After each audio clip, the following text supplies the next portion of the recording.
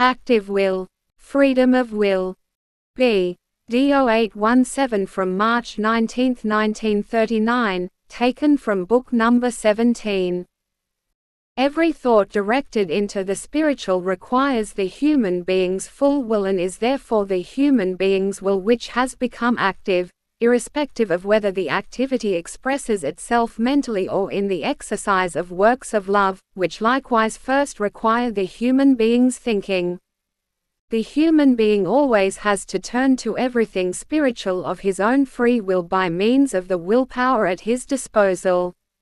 This willpower expresses itself in every action which is then carried out, and if every action is determined by love, the willpower will become ever stronger, especially if it is requested consciously and faithfully.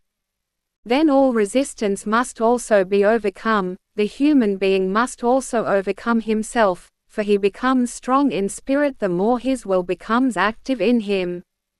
The human being directs his gaze upwards, he finds contact with the spiritual world, this imparts spiritual strength to him which in turn strengthens his will and allows him to become active, and thus the human being himself contributes to the integration into divine order, if only he has the will to acknowledge such at all.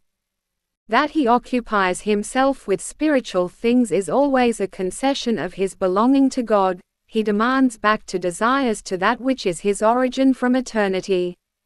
He will, and his will is the basic condition to reach his aim. When the will has become active in the human being, then there is no longer an obstacle, for God has provided him with enough helpers which a willing earth child will now use in order to successfully pass the battle on earth.